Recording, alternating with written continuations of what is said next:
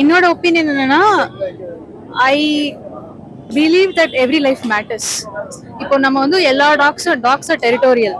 நம்ம அவங்கள வந்து ஒரு இடத்துல போடும்போது ஆப்வியஸா அவங்க ஒருத்தர் ஒருத்தர் வந்து கடிச்சுப்பாங்க. So that might cause diseases among them. நிறைய ப்ராப்ளம்ஸ் இந்த மாதிரி இருக்கும். அதே சமயம் டாக்ஸால நிறைய மனுஷங்களுக்கு பிரச்சனையும் வருது. அது நான் இல்லைன்னு நான் இக்னோர் பண்ணல. பட் என்ன சொல்லணும்னா, என்ன என்னோட ஒப்பீனியன் என்னன்னா, ரெண்டு பேருமே பாதுகாக்கிற மாதிரி மெஷர்மெண்ட்ஸ் எடுக்கணும்னு தான் என்னோட ஒப்பீனியன். இவங்களையும் வந்துட்டு எதுவும் ரொம்ப மனுஷங்களுக்கு நான் சப்போர்ட் பண்ணல, நாய்களுக்கும் நான் ரொம்ப சப்போர்ட் பண்ணல. I am standing in the middle between these two people. And I believe that dogs also should be safe. அவங்கள ஒட்டுமொத்தமா ஒரு கூண்டில் அடைச்சு கொள்ளணுங்கிறது வந்து I am completely against that. So அதுக்கேற்ற மாதிரி ப்ராப்பராக கவர்மெண்ட் வந்து அவங்கள நியூட்ரு பண்ணி ஸ்டெர்லைஸ் பண்ணி ஷெல்டர் அதுக்கேற்ற மாதிரி பண்ணால் தாராளமாக பிடிச்சி போடுங்க, எந்த தப்புமே கிடையாது. ஸோ தட் யூனோ எல்லாருமே சொல்கிறாங்களே குழந்தைய கடிக்குது அதெல்லாம். ஸோ அதுலேருந்து அவங்களுக்கும் ஒரு ஒரு பாதுகாப்பான ஒரு ஃபீலிங் இருக்கும். நீங்க டாக் வளர்க்குறீங்க? 5 நாய் இருக்கு.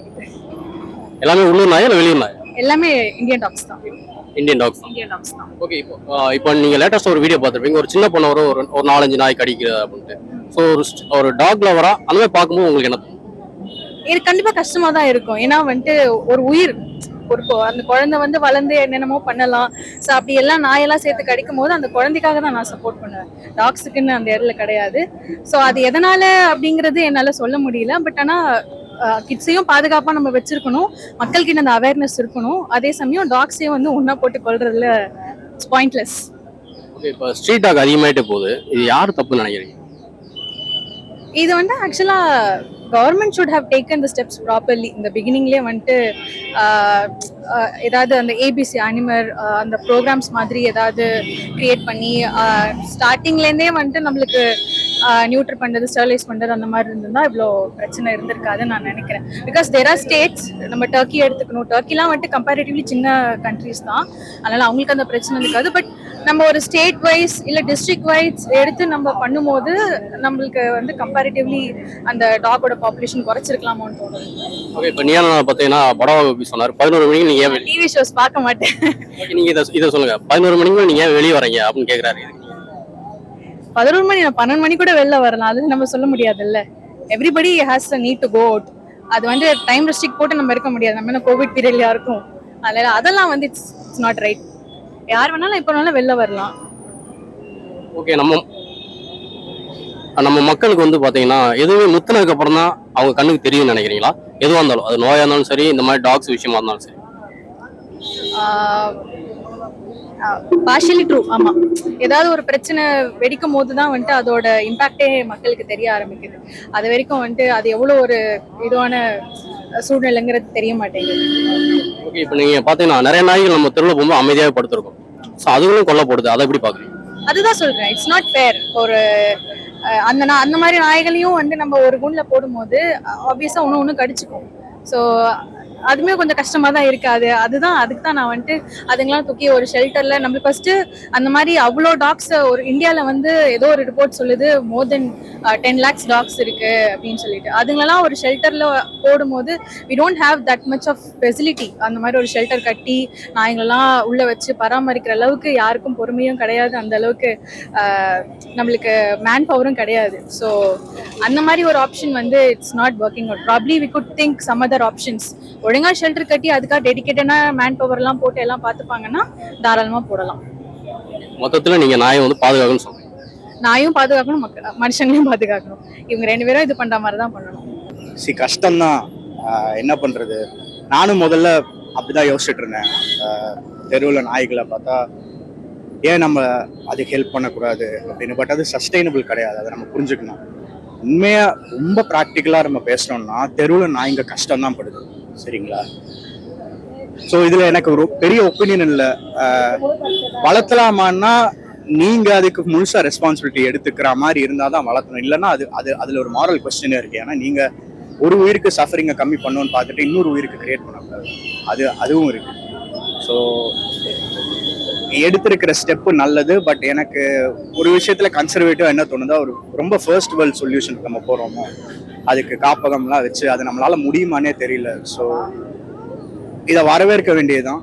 இந்த ஜட்ஜ்மெண்ட்டை, விச் மீன்ஸ் இதை பற்றி நம்ம யோசிக்க ஆரம்பிச்சிட்டோம்னு அர்த்தம்.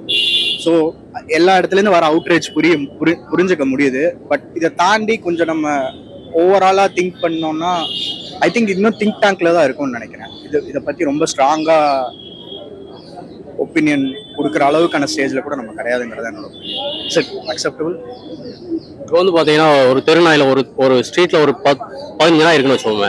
ஆனால் அதில் ஒரு 5 நாய் தான் கடிக்கிறத தவிர மிச்சம் 10 நாய் வந்து அமைதியாக தான் இருக்கும்.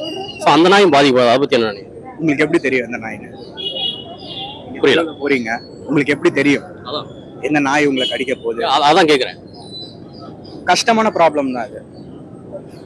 கஷ்டமான டெசிஷன்ஸ் எடுத்து தான் ஆகணும், வேற வழி கிடையாது. ஏன்னா ரொம்ப எல்லாத்தையுமே நம்ம கமாடிட்டைஸ் பண்ணிட்டோம்.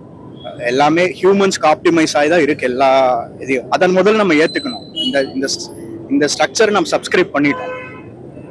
ஸோ எல்லாத்தையுமே நம்ம சாட்டிஸ்ஃபை பண்றது வந்து பாசிபிள் கிடையாதுங்கிறத என்னோட இது. ரொம்ப பிளண்டா சொல்லணும்னா தெருவில் இருந்து இப்போ நாய்களை அகற்றுறது வந்து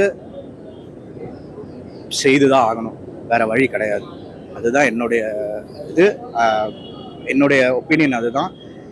பட் அதே நேரத்தில் வேண்டாம் அதுக்காக like if your heart goes out for it, என்னால் அது புரிஞ்சுக்க முடியுது. Because I was also there at one point. இப்போ எண்ட் ஆஃப் தி டே அது என்ன அஃபெக்ட் பண்ண போறது இல்லை, ஒரு வேற கிளாஸ் ஆஃப் பீப்புள் அஃபெக்ட் பண்ண போகுது அப்படின்னா நம்ம கொஞ்சம் ஒரு எலிட்டிஸ்டா இருக்கும். நம்ம அதை வேண்டாம், என்ன சொல்றது, அங்கே போய் இன்னொருத்தவங்களோட லைஃப்பை நம்ம டிக்டேட் பண்ற மாதிரி இருக்கும். அவங்களோட செட்டிங் என்ன, அது நம்ம அதை தவிர்த்துறது நல்லதுன்னு நான் நினைக்கிறேன்.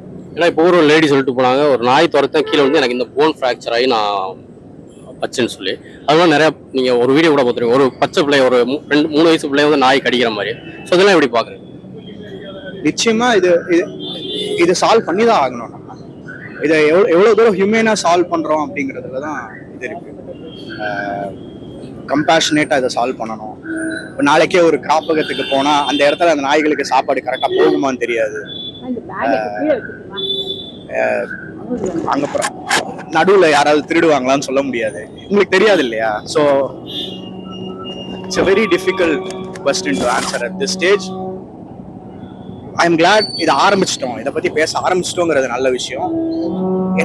என்ன கேட்டிங்கன்னா இது கொஞ்ச நாளைக்கு இந்த திங்க் டேங்க் இருக்கட்டும், இந்த டிஸ்கஷன் இவால்வ் ஆகட்டும். அப்புறம் என்னன்னா எனக்கு தெரிஞ்சு ரொம்ப லேட்டாக ஆரம்பிச்சிட்டாங்களோ அப்படின்னு நினைக்கிறீங்களா?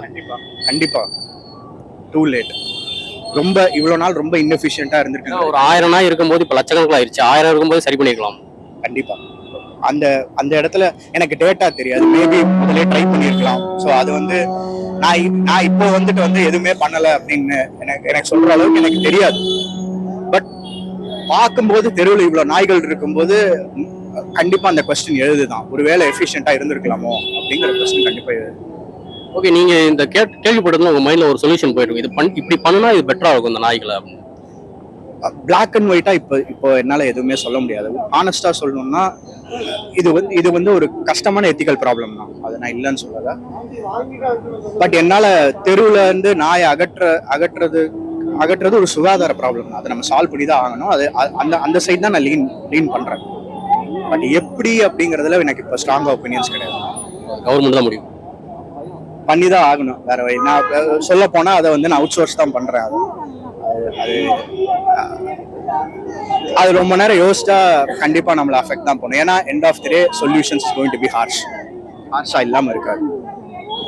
நீங்க நாய் வளர்க்குறீங்களா? எங்க வீட்டுல இருக்கு.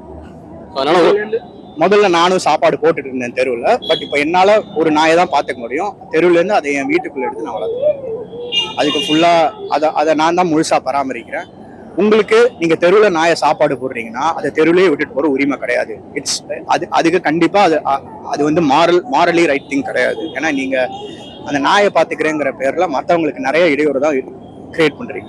அது கண்டிப்பா அது மாரலி ரைட் திங் கிடையாது. நாய் தாராளமா வளர்க்கலாம்.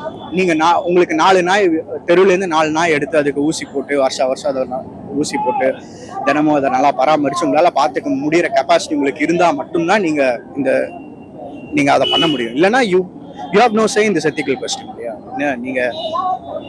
நீங்க ஒரு சைட்ல சஃபரிங்க கிரியேட் பண்ணிட்டு இன்னொரு இடத்துல கிரியேட் பண்ணிட்டு போனீங்கன்னா அது ஏத்துக்க முடியாது.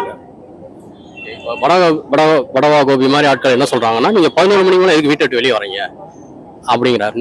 இல்ல அது அவுட் ஆஃப் கான்டெக்ட்ல எடுத்து நம்ம பேச முடியாது. இப்போ நீங்க சொன்னீங்கன்னா அது எந்த எந்த எந்த- எந்த எந்த பார்ட் ஆஃப் த ஆர்குமெண்ட்ல அவர் எப்படி சொன்னாருன்னு எனக்கு தெரியாது இல்லையா. ஸோ அதை அவுட் ஆஃப் கான்டெக்ட்ல எடுத்துட்டு போகாம அப்படி பேசுறாங்கன்னா ஏன் பேசுறாங்க, நமக்குள்ளே ஒரு பார்ட் இருக்கும் இல்லையா, அது நாய்களை எடுத்துட்டு போனா அதுக்கு என்ன ஆக போதும் அடுத்தது அப்படின்னு நம்மளே கேட்போம் இல்லையா. ஸோ அந்த மாதிரி கேட்கறவங்க மேல கேட்கறவங்கள நம்ம இன்சல்ட் பண்ணாம இது பண்ணாம ஆப்வியஸ்லி இதுக்கு சொல்யூஷன் வந்து ஹியூமேனா இருக்கணுங்கிறத தான் நம்ம ஃபோக்கஸ் பண்ணுமே தவிர அதை எதிர்த்து பேசுறவங்கள ரொம்ப கிரிட்டிசைஸ் பண்ணிட்டு போறதுல நம்ம யாருக்குமே பெனிஃபிட் கிடையாது.